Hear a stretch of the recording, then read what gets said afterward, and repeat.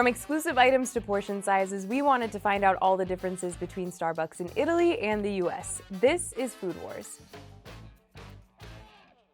Our hot drinks in Italy come in 4 sizes: short, tall, grande, and venti. Our hot drinks come in 5 sizes: short, tall, grande, venti, and the coffee traveler.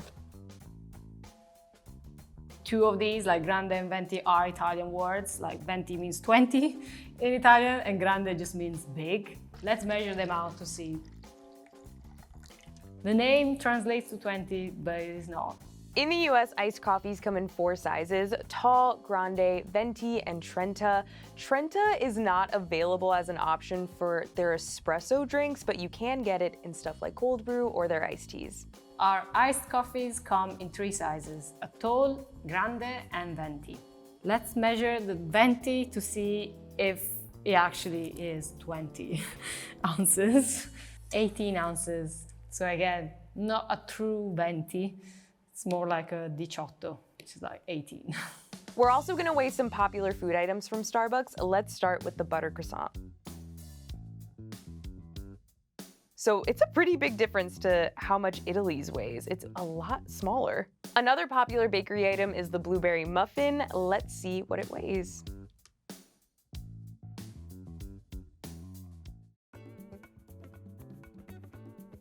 Here's everything that you find at Starbucks in Italy that you won't find in the US. Here's everything that you'll find at a Starbucks in the US that you won't find in Italy. We know that Starbucks is popular because of its customization options, so because of that, we're only gonna look at the official menus in the US and Italy. These are the exclusive hot drinks that you can find at Starbucks here in Italy. Starting from this tiny cup, this one is barley coffee.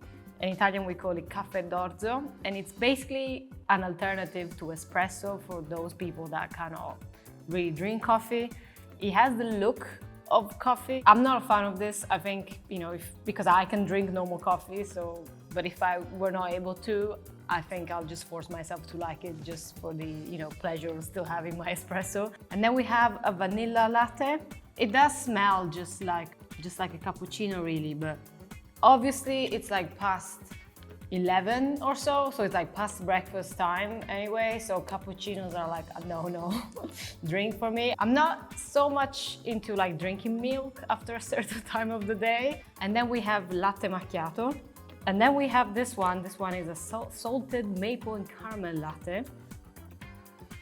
It just smells like sugar. It's nice, yeah, it does taste like fake artificial syrup. And then we got some teas. We got Tivana, English breakfast, jasmine pearl, hibiscus or hibiscus as we say here, and chamomile. And you may also be able to find the Moroccan, which in Italian just translates into like literally Marocchino. It's like a tiny cappuccino in a way. There's like a bit of coffee and a bit of milk, obviously with like its own like proper ratio. And it's named weirdly after a Moroccan leather that has the same color that this coffee has. It's like a brownish, like light brown leather. That's actually very popular here in the northern region in Milan where we are. So here are the hot exclusive beverages we bought today. This is the caramel apple spice juice, the apple crisp oat milk macchiato. We have a blonde vanilla latte, and this is a Royal English breakfast tea. We also have these exclusive hot drinks. I feel like I have to try this caramel apple spice juice because it looks nothing like juice. So I'm interested. I think it's just hot apple cider. It doesn't taste bad actually, that tastes pretty good. I'm gonna try the Royal English breakfast tea in honor of Harry. It's not my favorite. But my preference is iced tea, not hot tea, so maybe that's why. And I also like them a lot sweeter. We have lots of exclusive cold drinks here in Italy. We didn't get everything, but here's what we've got. Starting from a cookies and cream frappuccino. I'm quite surprised this is exclusive to Italy because I always associate cookies and cream with the US. It has held its shape in the delivery. To me, this is a bit of a foreign idea because we just have the boring chocolate flavor. Yeah, like chocolate cookies. nice. It's like a childhood memory. Here are all the fraps that we got. So we have the chai cream. This is the mocha cookie frap. This is the apple crisp frap, the pumpkin spice frap, and the white mocha cream frap. I feel very compelled to try this mocha cookie frap because it just looks like a milkshake. It looks like dessert. There's literally cookie crumbles in it. Yeah, it tastes like cold chocolate milk, specifically Nestle syrup chocolate milk. An apple crisp frappuccino sounds kind of special to me, so I really want to taste it. Kind of tastes like a candle. I don't like that. Not at all. But I tried it. The pumpkin spice frap and the apple crisp frap are seasonal items, so you're not going to be able to find them year-round. And then we have iced cold foam cappuccino. We don't really have a lot of foam here.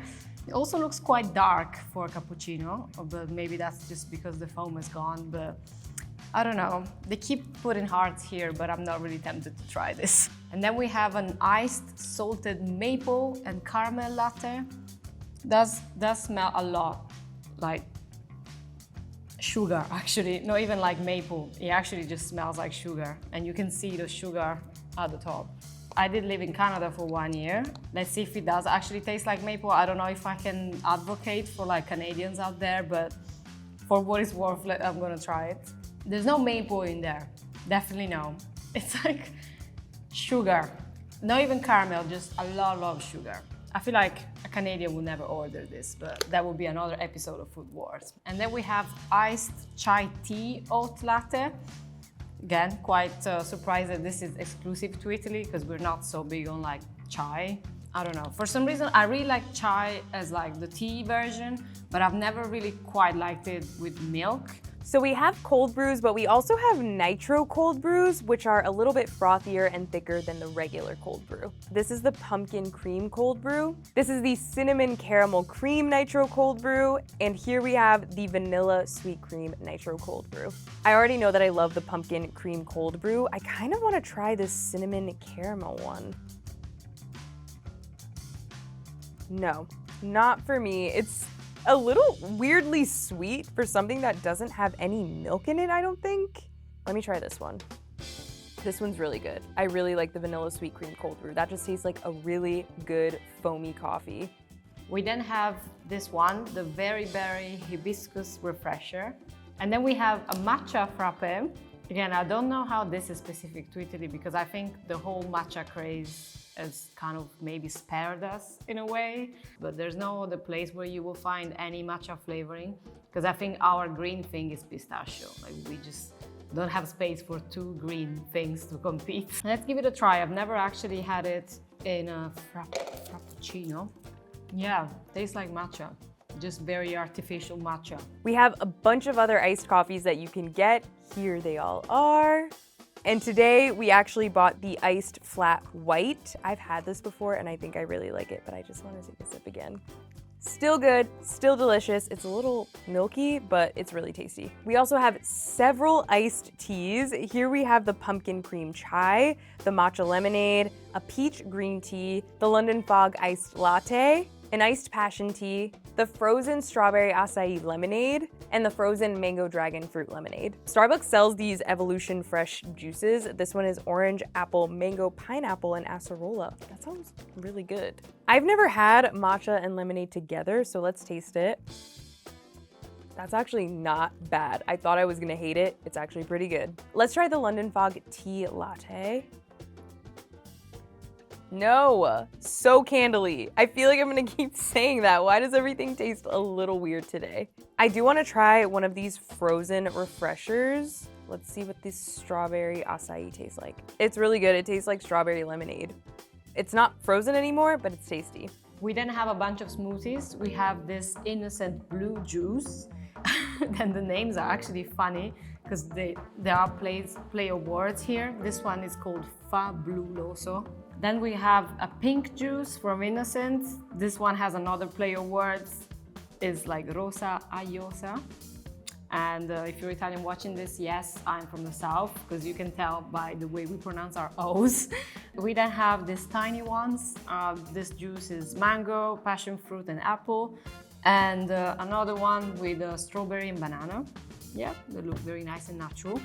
We have other cold drinks. This one is a Chinotto, and they all from this brand Tomarchio. I've actually never heard of it, but it looks like a fancy Chinotto to me. So Chinotto is an Italian drink made with bergamot. We normally just have it from San Pellegrino, which is like a more commercial brand. It does taste good. It's a bit like the Italian version of Coca-Cola. My parents' generation, they were having these, not Coke. We then have a red orange. We have sparkling soda from the same brand. And we have lemonade, which looks very nice. And then we picked up also this, it's just cold infused water. In Italian, it's called infuso a freddo. And actually, we've got more. Here are the rest of the cold drinks. Here is the US only customizable drink that we created. This is a cafe vanilla coffee frap with half and half. The cup is lined with caramel sauce. It's got brown sugar syrup, mocha sauce, and cinnamon dolce sprinkles, and also, I think, some cookie crumbles. There are some mysterious crumbles on top that I have no idea where they came from because I didn't ask for them, but it looks fun. This is gonna give me the worst tummy ache, I already know. That is the sweetest drink I think I've ever tasted in my life. It's too much, absolutely too much. It is really fun that Starbucks lets you customize anything, pretty much anything, because this would never have been made otherwise. There is a lot of food at Starbucks here in Italy. Let's start from the savory options. We've got your dear salmon bagel. I don't know, does that have cream cheese in it? No. It does look like just salmon and some herbs, some like sad salad. Yeah, this is also cooked salmon, and aren't you big on like smoked salmon over there? I don't know, Nico, you are in New York. What do you think from a New Yorker point of view? Does that look like a good bagel? No, it does not, but maybe it tastes better than it looks. And then we have some toasts. We have ham and cheese. Looks like an honest toast. And then we've got the same version, just with 3 cheeses. I'll be curious to know which cheeses they are, because they just say 3 cheeses. And then we've got baked focaccia with ham. Well, okay, first of all, this is not focaccia. I mean, I don't know what this is. It looks great, actually. It looks very nice and fluffy, but this is not focaccia because it just doesn't have this shape. And it's too fluffy. It just looks like bread to me. Yeah, it just looks quite nice, actually. Like a normal sandwich you would find. It's quite refreshing, because I don't know when this is going out, but like the amount of burgers and like things filled with weird sauces that I had to try for this show is just unbelievable. And Starbucks, I don't know, but like it looks like you really made it in Italy. You're like serving actually Italian food, so thank you. And here we have some of our exclusive breakfast items. This is the Impossible Sandwich, the bacon and Gruyere egg bites, the bacon sausage egg wrap, the bacon Gouda and egg sandwich, and here's the berry trio parfait. Let's take a bite of the Impossible Sandwich. I've had this before and I feel like I mostly like it. It's just like a little bit weird if you let it sit for too long. I feel like for a not real sausage patty, this actually tastes pretty good. I've always thought that the egg bites were like some sort of genius move, even though Starbucks definitely didn't invent them. My favorite are the egg white bites. These don't look edible anymore, but I'll take a bite. That's really good, actually. I think it's just because I got a mouthful of bacon, but it tastes really good. And then we have a bunch of sandwiches. Here we call sandwiches tramezzini, but it's kind of translation. We have this one with salmon and avocado. Looks nice, even though the options outside of the box look look delicious, so I wouldn't go for the boxed one. We have this one with a porchetta, which is roasted pork from like Rome and like the Roman region. Very, very good. And yeah, if you're ever around there, they also do a lot of nice festivals, so check it out. This one has porchetta and mushrooms. And the last one is this one with zucchini and eggplants. We also got salads. We have chicken and cheese, what looks like grated parmesan. And then we got tuna and feta with croutons and olives again. This is all you need for a salad. The only Caesar we know here is Julius Caesar. I know that's bad, but actually it's true. It's just very, very cliche, but it's true. Like, we don't like Caesar salad. And then we've got this one, it's called pincho with cured ham, Artichoke sauce and mozzarella. Okay, interesting shape. Looks funny. I don't really know what a pincho is. It may be something from like another Italian region. I'm not so familiar with it actually. To be honest, this artichoke is a bit of a joke because there's not a lot of it. Let's try it out and see. That tastes like artichoke. Actually, it tastes quite natural. So very nice. Yeah, it's not flavoring. Yeah, I like this one. We then have some stuffed croissants because here we're not French, so we're not scared of putting things in croissants like our friends across the border. So they're quite similar. This one has cured ham and scamorza, it looks like. Little salad thing. Honestly, I don't really like it. Doesn't taste like much and it just ruins everything visually. Next croissant we have, I think it's the same cheese, just with cooked ham instead. In Italy, we actually do eat a lot of savory croissants. Sorry, French people. We usually eat them as like tiny bites in like an aperitif. They serve them, they're like really this size, they're very tiny. We also have this one, which is supposed to be a focaccia with a plant-based schnitzel. I mean, honestly, this is not focaccia. I mean, quite clearly there's been some like mistake in the menu because it's just a sandwich. And I don't know, why do plant-based things always have very sad buns? Like this, why don't you use this one? This looks much nicer. This is like just very sad and plain. We do have some snacks as well. We have some mixed fruits and nuts. We have roasted and salted mixed nuts. And then we have cheese snacks. Okay, this looks like it's a thing because McDonald also has those like tiny parmesans, those like tiny parmesan snacks, and Starbucks seems to be following suit and just giving you some cheese snacks. It just says it's like a semi-hard cheese, and it's only made with 3 ingredients. Nice, you know, milk, salt, and rennet. Okay, no. I'm a bit disappointed. I was expecting actual cheese, like tiny bits of cheese. This is like, it's like a chip. Yeah, they're cheesy. They're not too bad actually.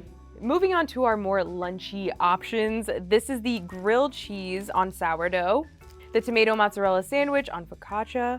They also offer a ham and Swiss on a baguette and a turkey provolone pesto on ciabatta that we did not get. I want to take a bite of this grilled cheese. The bread actually looks pretty good. There's not gonna be a cheese bowl. It's gonna crack in half if I do that. It's literally so solid from sitting here all day.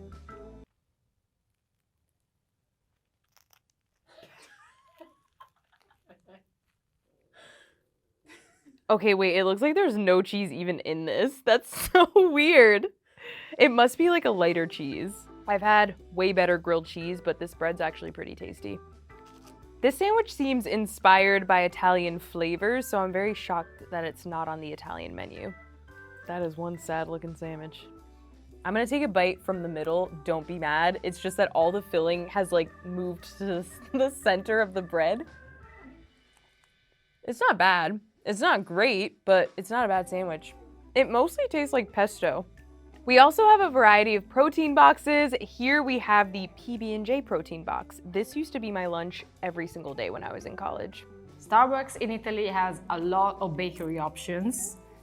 This I'm very excited about because I think we do actually associate Starbucks with like a breakfast cafe in a way. Starting from a maple and pecan braid. Then we have a cinnamon swirl. Yeah, it looks nice and fluffy. And then we've got the saddest looking croissant ever. This is the vegan one. It's just like a very unpleasant brown. Is this what the lacquer butter makes? Like just something very brown? It doesn't feel that great. And like inside, it just actually, it cuts a little bit like a bread. Well, in a way. Right, bread is vegan, yeah. So here's some bread in the shape of a croissant. And then we got another croissant. This one is multigrain and honey.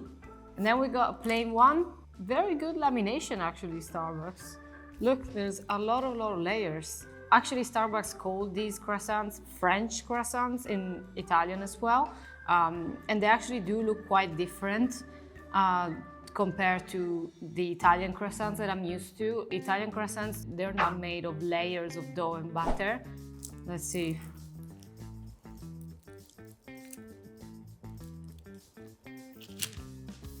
A plain one, I will have it only if it's laminated this way. I think the Italian one is just really meant to be filled. So I'm curious to see how the others actually look and feel, just because they are still the French ones, but they are filled. So we got this one here with apricot jam. Let's check it out. Yeah, lots of jam. Looks quite nice. And then we have the green thing here, here in Italy that is now matcha. It's pistachio. Tastes like a nutty spread. Quite a nice spread. There's not a lot of it though. And final one, we got the custard. This also looks quite nice. I'm just trying to see how much custard there is in here. There's a lot. It's a bit eggy as well, which is what I would look for in a custard. Not too lemony, just a hint, and like a bit of vanilla. And apparently you can also get a hazelnut croissant, but we were not able to get it. And then we have a double chocolate cookie and a hazelnut donut. Yeah, we're starting to enter foreign territory here. Maybe a bit sad compared to what's coming after, which are these mini donuts, quite cute and colorful.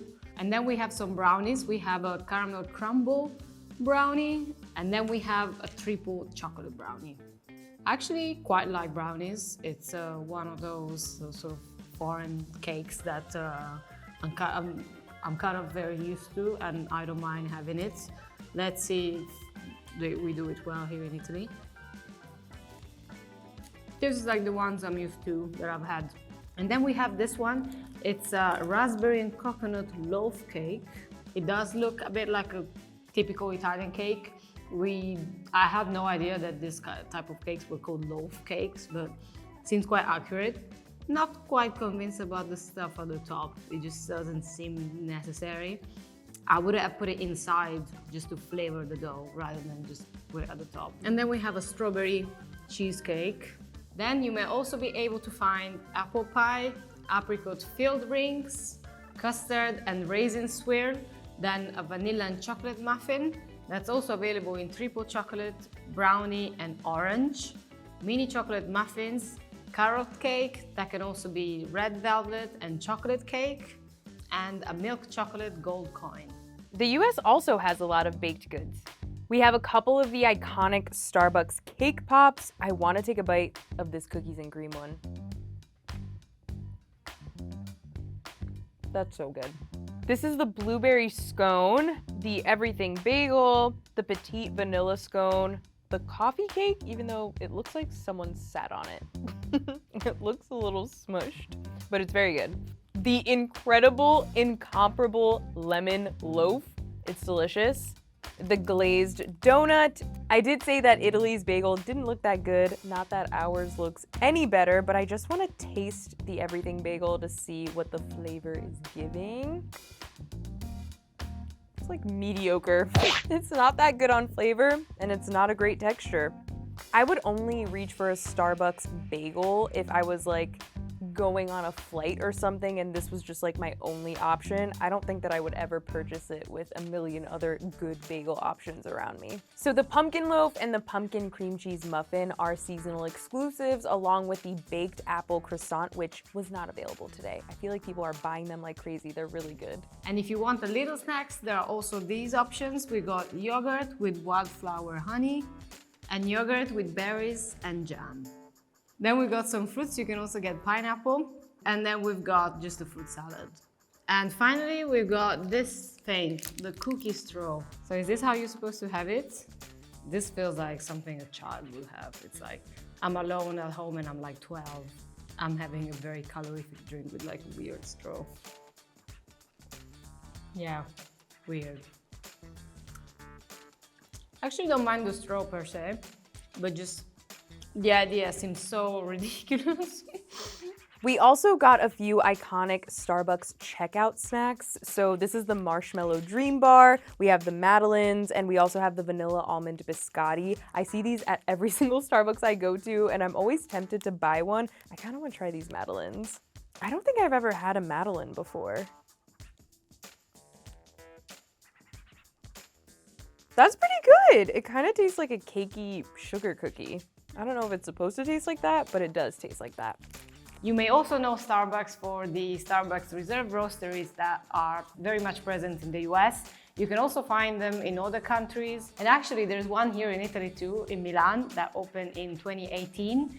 And the roasteries are famous for having different types of coffee that have the rarest coffee that you can find at Starbucks. They offer experiences at these roasteries where they demonstrate different ways to make the coffee through blending, brewing, and infusions. And they also have wine, beers, cocktails, some of which include coffee. They have a lot of food options too. Each roastery is a little different in its architecture, so it's really interesting just to have a look around. Unfortunately, we were not able to visit the roastery in this trip, but we actually went in 2018. So we're gonna play some footage of our visit. I was there. We took a visit to one of the roasteries here in New York City. It was really cool to see how they make these different drinks, and everything in there is so fancy compared to a regular Starbucks. These are the drinks exclusive to the New York roastery that we wanted to try. Let's start with the hazelnut Bianco latte. I love hazelnut, so it's really good. It's really, really, really good. I feel like it tastes better than any other Starbucks coffee I've had. Let's try the whiskey barrel-aged cold brew. This is intriguing to me. I hate whiskey, but there's no real whiskey in this. Okay, wait. It tastes like there is whiskey in it, but there isn't. I made sure to say like alcohol-free. What I think from what I'm understanding is that they might age this in the whiskey barrels once the whiskey is removed from those barrels, but it still tastes very strong. Spirit-free whiskey barrel aged. Okay. It's spirit-free, but the spirits are lurking. You can still taste it. This was actually invented in Italy and then, launched again, recreated at the roastery. This is the oleato caffè latte, and oleato just literally means oiled, and it's just caffè latte with a shot of olive oil. Apparently, this is the CEO of Starbucks that traveled to Italy, to Sicily, and just saw some people having shots of olive oil and coffee, and thought it would be a good idea to roll this out internationally. And for some reason, thought that all Italians were actually doing it. I don't know, it's the first time I hear it. Like, I would be quite happy to have a shot of olive oil for just energy. But I don't know if I would like it in my coffee. That seems like a bit too much. It's like, oh, what are two things Italians are associated with? Olive oil and coffee. Let's just put them all together and make it a drink. It's green. It's green. And obviously like, the oil is floating on the coffee. Well, so the idea is that they should emulsify, but it's been sitting here for a bit because we've been doing all the filming, so perhaps that's why they separated. It just smells like coffee. Let's try it out.